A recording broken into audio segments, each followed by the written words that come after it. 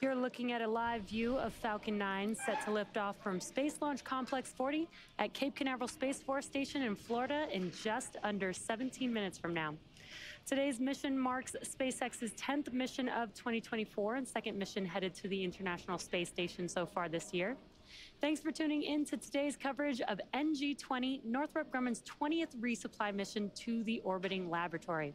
I'm Jessie Anderson, a manufacturing engineering manager here at SpaceX.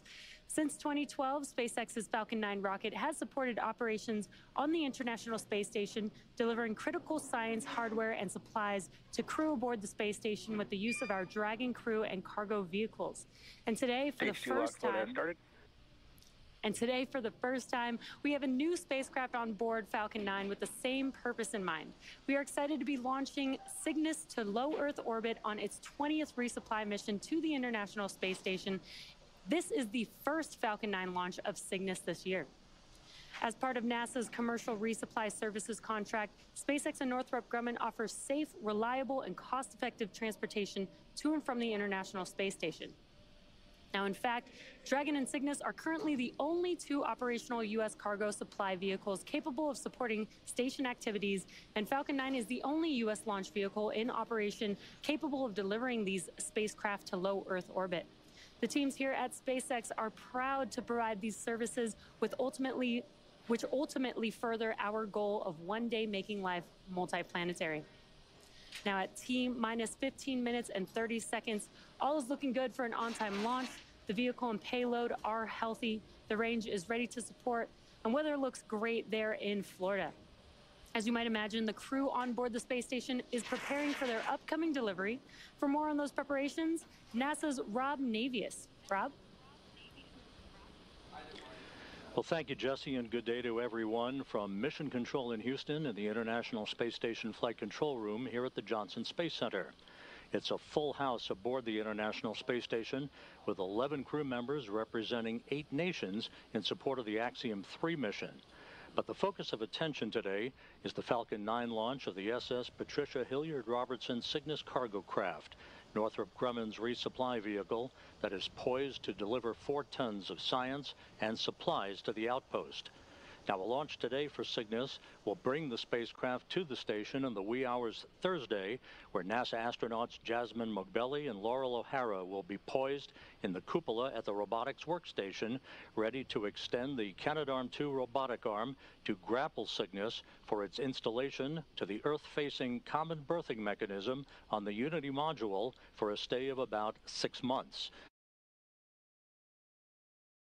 Originally, Cygnus was to have spent 4 months on the station, but its stay has been extended to mid-July to accommodate stowage and potential reboost capability.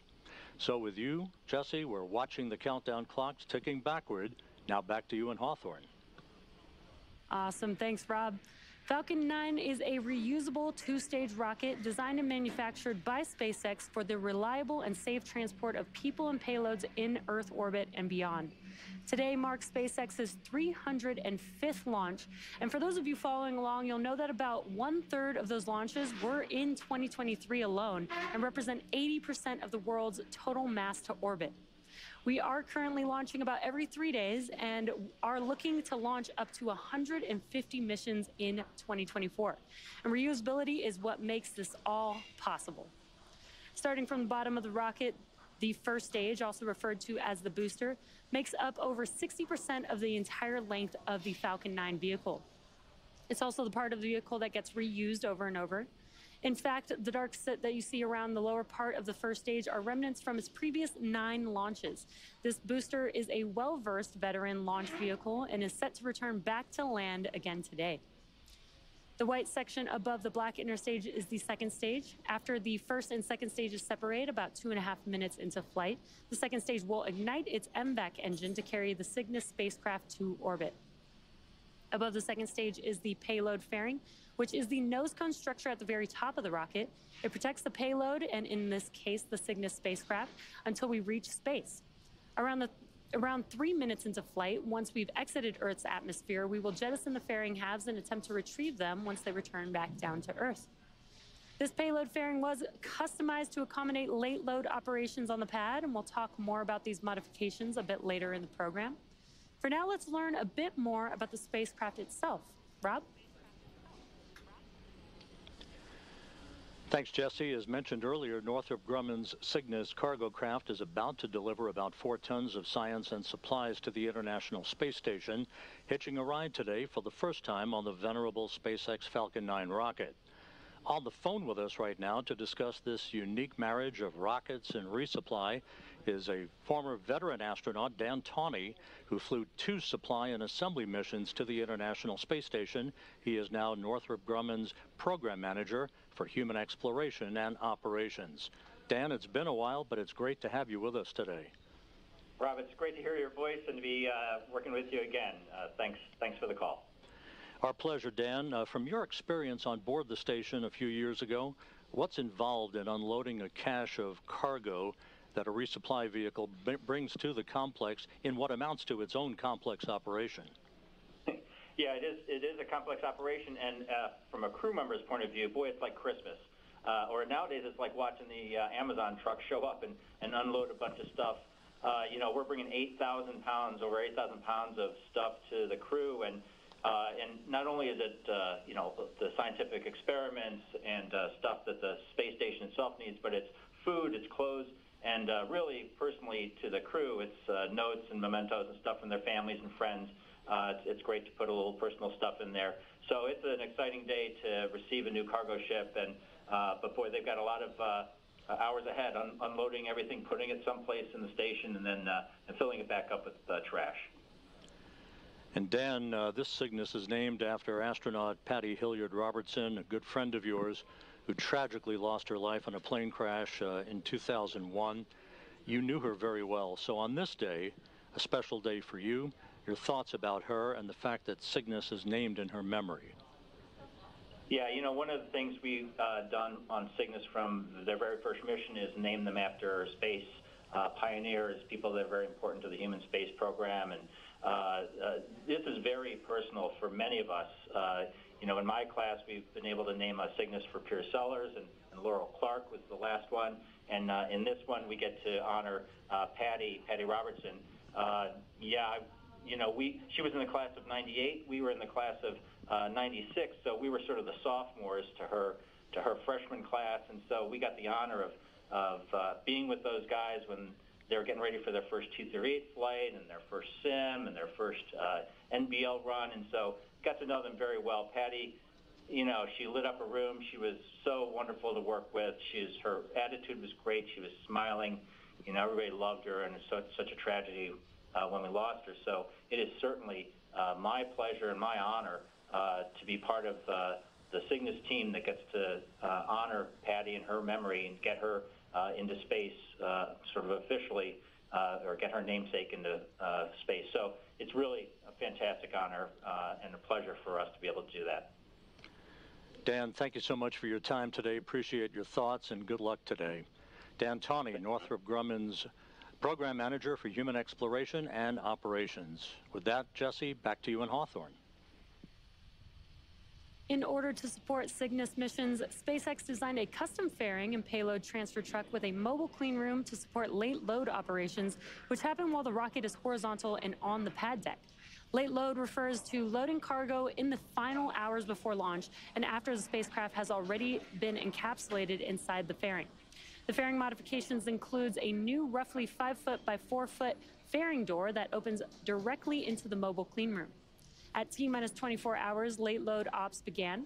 Techs removed the door and opened Cygnus's forward hatch to load time-sensitive cargo right on the pad. And then at T-minus 7 hours, Falcon 9 went vertical. Now with T-minus 8 minutes to go, all is looking good for an on-time liftoff today. Again, the payload and vehicle are healthy. The range is ready to support, and weather looks amazing over there in Florida. For now, let's head back to Rob for a closer look at the science on today's mission. Rob?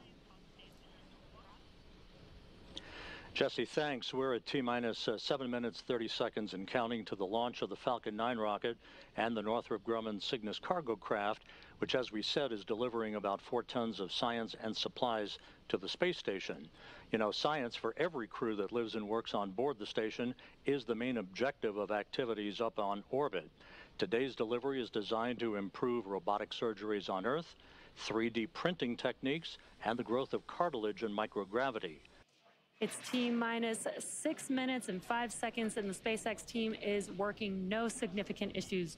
Weather is go, range remains go for launch, and at this point, RP-1 fuel is completely loaded on the second stage and nearly complete on first stage. Liquid oxygen loading is underway on both stages and will complete at T-minus 2 minutes to launch. We're also loading helium gas into both stages. Falcon 9 uses helium as a pressurant to backfill the propellant tanks as liquid oxygen and RP-1 are consumed by the Grumman engines during ascent. Helium load began before the broadcast went live and will continue to top off until 1.5 minutes before launch. Jesse, to make sure engine startup goes well, SpaceX performed what is called engine chill, where a small amount of the super chilled liquid oxygen flowed into the Merlin engine's turbopumps. This was done to avoid a thermal shock to the propulsion system when the full flow of super chilled liquid oxygen is introduced into the Falcon 9 plumbing. Cygnus is also undergoing final vehicle health checks at this moment as it prepares to go on internal battery power, all of that being monitored by Northrop Grumman flight controllers in Dulles, Virginia. Now, the next event coming up will be the transporter erector retracting away from the vehicle. Now, the transporter erector, or the TE, is that large structural structure next to Falcon 9, which you can see there on your screen. There are some clamp arms that are around the second stage just below the fairing. Those will open up first, and once they are fully open, then the TE can recline away from the vehicle. And we did hear a call out that strong back retract is starting now. And it's a bit slow and slight, but you can see on your screen those clamp arms that I mentioned just below the fairing there are opening up. Again, in these last few minutes, Falcon 9 is performing final health checks on its primary communications, avionics, and propulsion systems in preparation for flight.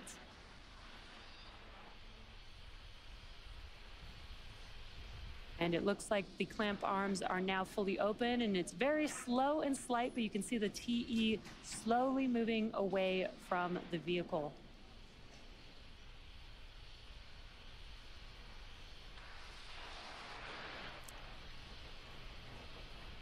And that should conclude the TE retraction. Now, we may hear some callouts that engines are also sufficiently chilled as we get a little closer to liftoff.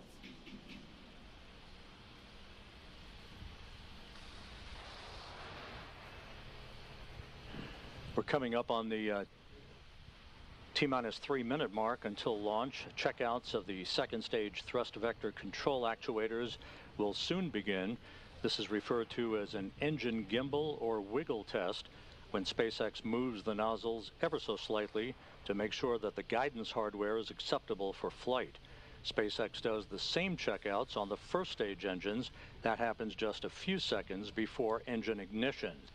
By the way, at the time of launch, the International Space Station will be flying some 260 statute miles over the South Pacific, southeast of New Zealand.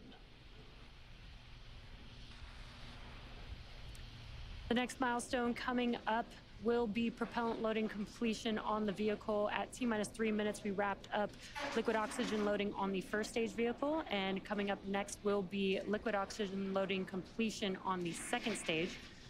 Once that happens, Falcon 9 will be fully loaded with 1 million pounds of kerosene fuel and liquid oxygen. Cygnus is also performing its final health checks to make sure that all of its primary systems are ready for its rendezvous with the space station. Just waiting for the second stage liquid oxygen loading call out.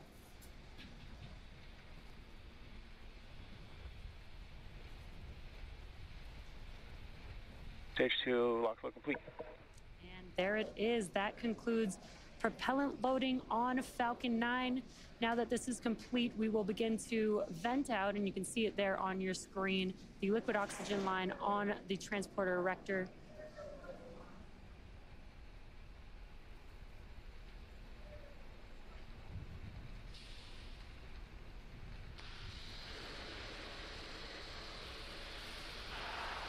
ground gas closeouts.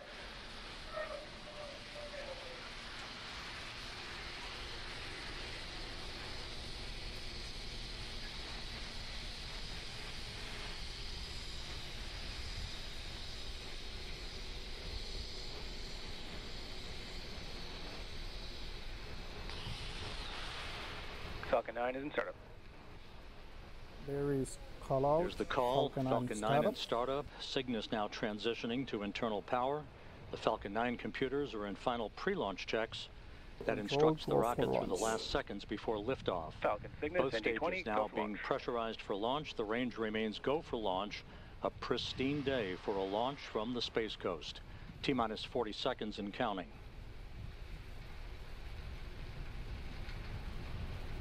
T-minus 30 seconds.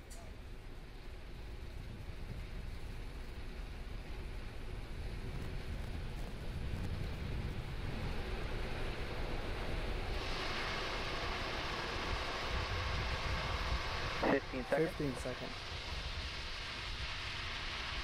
T-minus 10, 9, 8, 7, 6, 5, 4, 3, 2, 1. And ignition and liftoff. Go Falcon 9, go SpaceX, go Falcon 9, go Cygnus cargo ship on the mission to the International Space Station. Falcon 9 and Cygnus begin their flight, taking aim on the International Space Station. Pitch and roll program are in. Falcon 9 arcing out to the northeast. MOD tier and pressure coming.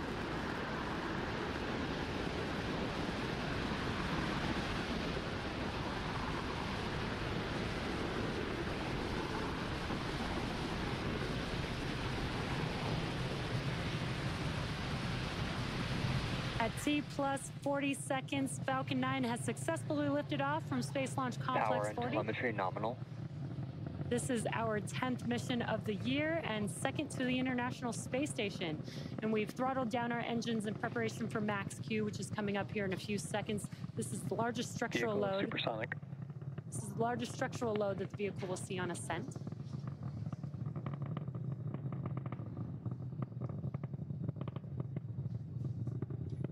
Max Q. And great news, we've passed through Max Q and are throttling those engines back up.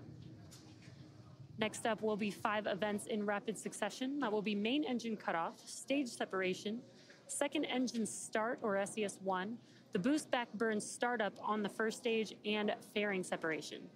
Main engine cutoff, or what we call MECO, is where all 9 M1D engines on the Falcon 9 first stage will shut down. It's all those engines that you see there on your screen. And this will be followed by stage separation, or the separation of the first and second stages. A few seconds later, the Merlin vacuum engine on the second stage will ignite to boost Cygnus to low Earth orbit, which is also known as SES1. Then Falcon 9's first stage will ignite again to orient itself to head back to land with the boost back burn. Shortly thereafter, the fairing halves will separate and expose the spacecraft to the vacuum of space. Again, those 5 events coming up in a few seconds. MECO, stage separation, SES1, the boost back burn starting up, as well as fairing separation. MECO. Stage separation confirmed.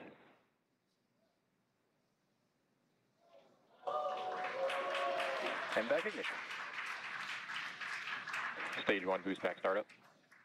And there we've had MECO, stage separation, the MVAC engine on the second stage ignited, as well as the boost back burn starting up on the first stage vehicle. And some awesome views there on your screen. On your left-hand side is a view from the first stage. On your right-hand side, a view from the second stage. Fairing separation. Fairing separation confirmed. Fairing separation confirmed. And excellent news. We were able to see and hear the call out for confirmation of fairing separation. You can actually see one of the fairing halves falling back to Earth on your right-hand screen.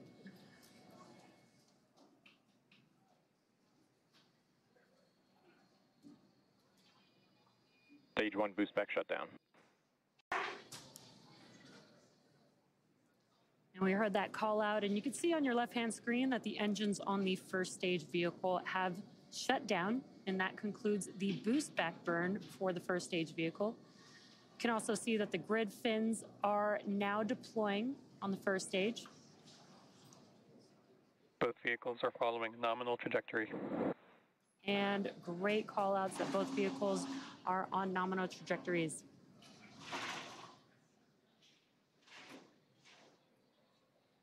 Some awesome views on your screen. Again, on your left-hand side is a view from the first stage. On your right-hand side is a view from the second stage looking at our MVAC engine. You're watching a live webcast for NG-20, Northrop Grumman's 20th resupply mission to the orbiting laboratory. This is SpaceX's 10th mission for 2024 and the second flight to the International Space Station just this year. You might be interested to know, in order to get to space, the rocket has to do more than just go up. It also has to go sideways and really, really fast. At liftoff, gravity is pulling straight down on the vehicle. As we ascend, we tilt the engines, and the technical term for that is called gimbaling, and that turns the rocket horizontally. Now, we are still going up, but we are now also heading horizontally away from the launch pad, and that's what we call a gravity turn. An object typically needs to go 7.5 kilometers per second or 17,500 miles per hour horizontally in order to avoid being pulled back down to Earth and get into orbit. And that is exactly what this vehicle just performed. And on your left-hand side, again, is the first stage making its way back down to Earth. Today, we do have a land landing, so we do require 3 burns in order for it to make its way back to its landing zone. We've already completed the boost back burn for the vehicle as it oriented itself heading back towards land. Next up will be the entry burn, and that's where 3 of the Merlin engines will reignite. This helps to slow the vehicle down as it re-enters the upper parts of the Earth's atmosphere. And then will be followed by the last burn, which is the landing burn. That's a single engine burn that brings the vehicle speed down rapidly in order to touch down back on Earth. And a really cool view of that first stage vehicle from our ground tracking camera. That looks amazing. And that entry burn is coming up here in just about 30 seconds or so.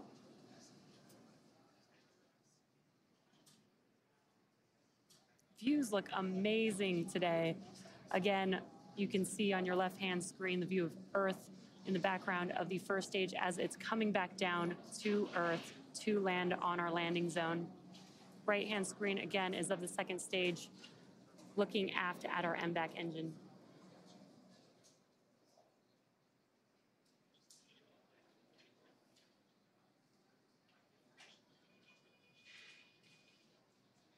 Stage 1 entry burn startup.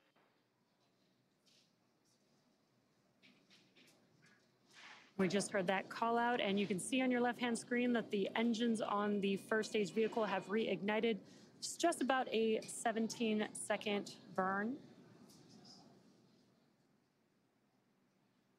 Stage 1 entry burn shut down. And Stage 1 FTS has saved. Awesome tracking view of our first stage vehicle. As you can see that the entry burn has concluded. And the first stage vehicle continues to make its way back down to Earth. Both vehicles continuing on a nominal trajectory. And this is an incredible view that we are getting of the first stage vehicle heading back to land. Right now it's using its 4 grid fins to guide Stage 1 transonic. To guide the vehicle during its descent. And this is amazing. You can see those 4 grid fins deployed. What a view that we have. Stage 1 landing burn. And you can see that the landing burn has begun for the vehicle. Let's watch as Falcon9 touches back down on land.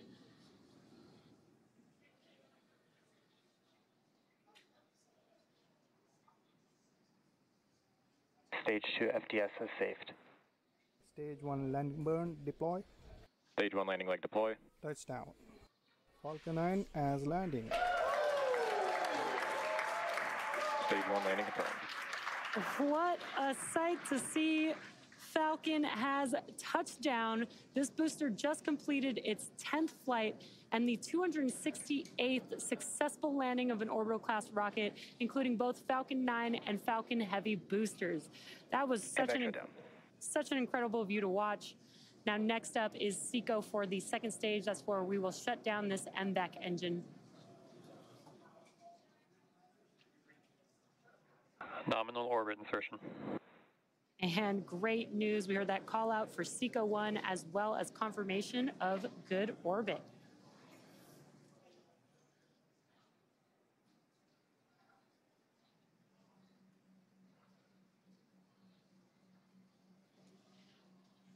At T plus 9 minutes and 15 seconds into the mission, the second stage has one last major task, commanding separation of the Cygnus spacecraft just a few minutes from now.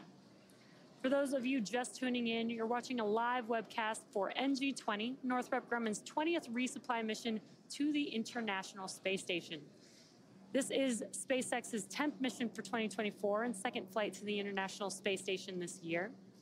And for those of you following along, you'll know that Cygnus will be joining two SpaceX Dragon spacecraft that are already docked at station as part of the Crew 7 and Axiom 3 missions. Crew 7 docked with the space station in August of last year, and Axiom 3 arrived earlier this month on January 20th. We are getting some incredible views. Again, what you're seeing on your screen is a view from the second stage looking aft at our MVAC engine. And you can see today that we are flying a shorter nozzle.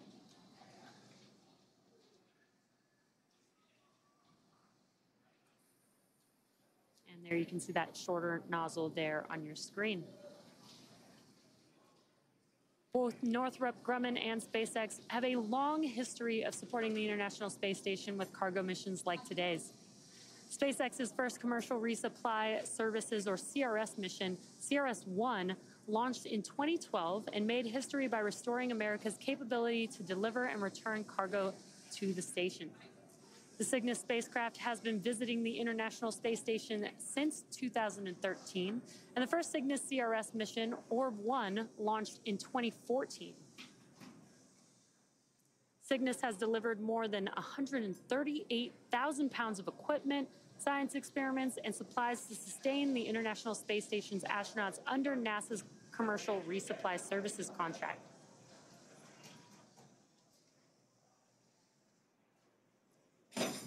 The most recent cargo resupply mission was SpaceX's CRS-29, and that was at the end of 2023, delivering more than 6,500 pounds of scientific research, crew supplies, and hardware to the orbiting laboratory. And today, Dragon is the only spacecraft currently flying that is capable of returning significant amounts of cargo back down to Earth. The CRS partnership has helped build a strong American commercial space industry that will soon take us to destinations beyond low Earth orbit. Now, in fact, these missions provide critical learnings that will help us develop a human presence on the Moon and Mars, which will require a steady supply of cargo missions to grow and thrive. Again, if you're just now tuning in, we've had an on-time liftoff from Cape Canaveral at 12:07 p.m. Eastern Time. We had a good stage separation. Falcon 9's first stage returned back to land and touchdown for landing. Now, right now, what you're seeing on your screen is a view from the second stage vehicle looking after our MVAC engine, but the Cygnus spacecraft is still attached. And we are just waiting for Cygnus separation from the second stage in just about a couple minutes from now.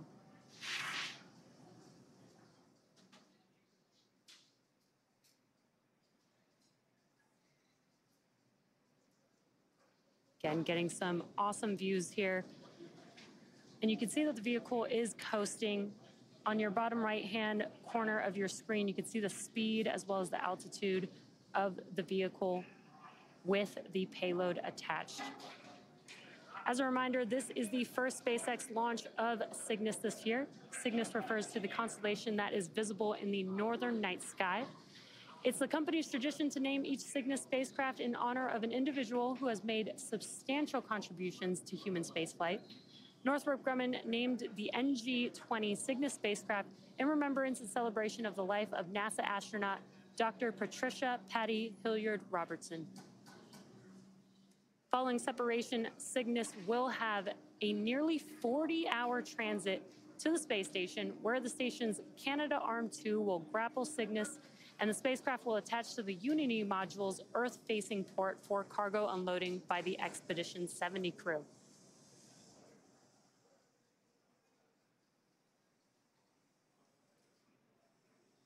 If you're just now joining us, you are watching the NG-20 mission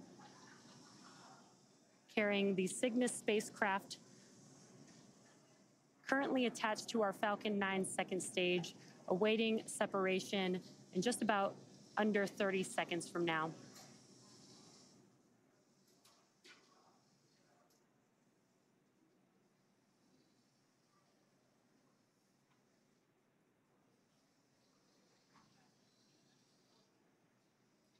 That view that you see there on your screen is looking forward at the payload.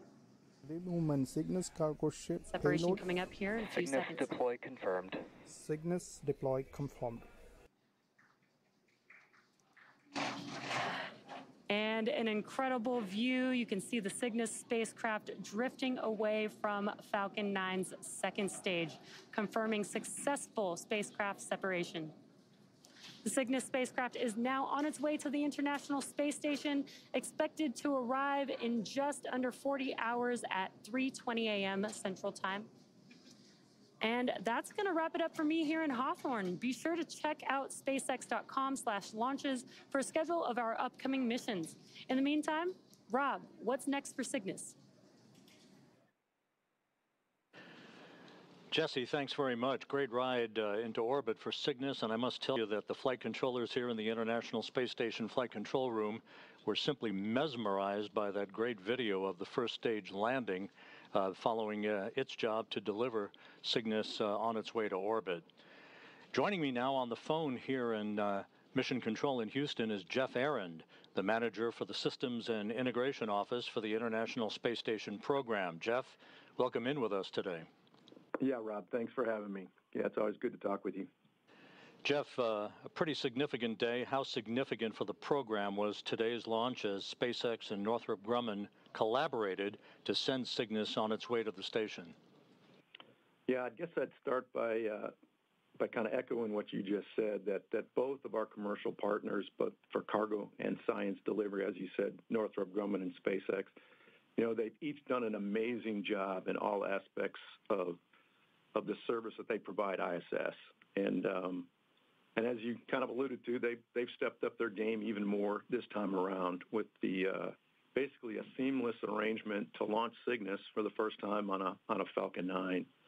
So yeah, I can't say enough there. And as you know, the plan going forward is to continue this arrangement for at least a couple more Cygnus flights. And given the overall importance of cargo and science to our mission, you know, the significance of this partnership can't be emphasized enough. It's really hats off to these guys. Jeff, if you would, pretty busy up on the station, 11 crew members, 8 nations being represented in the midst of Axiom 3. So over the next 48 hours, outline for us the upcoming activities for the crew on board as they prepare for Cygnus's arrival Thursday. Yeah, happy to. I'm actually going to start a little bit earlier because it's good to remind folks that because this is a vehicle that we capture with the SSRMS, there is some study time and training time that the onboard crew goes through actually in the week leading up to this event. So Laurel and Jaws have been doing some work together, and they actually get some hands-on activity with the actual arm. We actually back away from a grapple fixture and then reapproach the grapple fixture similar to what they'll do for a capture. So they get a feel for how the arm actually performs in orbit. They also have to do a little house cleaning. There's, you know, the port that Cygnus is going to usually has stowage in front of it. So they need to clear the port both for hatch opening and entering the Cygnus. And the other thing that serves for is we install a camera, an alignment camera that the crew will then check out, and it actually looks out the Node 1 hatch window and that helps the ground team to actually, with their alignment, when they actually berth the Cygnus to Node 1 nadir. And then the final thing is tomorrow morning, actually before the actual Cygnus comes to station, they'll set up the robotics workstation that they use. They use that for monitoring Cygnus as it approaches ISS. They use it to ensure that the vehicle stays within the expected corridor and remains safe. And then, of course, they perform the capture operations of Cygnus when it gets to what we call its capture point. So, yeah, they got a lot on their plate, but it starts even before the week before the actual launch of the vehicle. Jeff, thanks very much. We appreciate your time today, as always. Yep, thank you, Rob. Appreciate it. Jeff Aaron, the manager for the Systems and Integration Office for the International Space Station. Next up will be the deployment of Cygnus's solar arrays, scheduled to begin around an hour and 40 minutes from now. That critical milestone will take about 30 minutes to complete, and once the arrays are deployed, we'll provide an update on the station blog with the latest news. From this point on, Northrop Grumman flight controllers at their Mission Operations Center in Dulles, Virginia, will be monitoring Cygnus's flight to the International Space Station, along with flight controllers here in Houston. They'll work in tandem early Thursday as Cygnus arrives in the neighborhood of the orbital outpost. With that, we're going to wrap up our coverage of the launch of Northrop Grumman's 20th Commercial Resupply Services mission. Cygnus now on course to be captured at about 3:20 a.m. Central Time, 4:20 a.m. Eastern Time Thursday morning.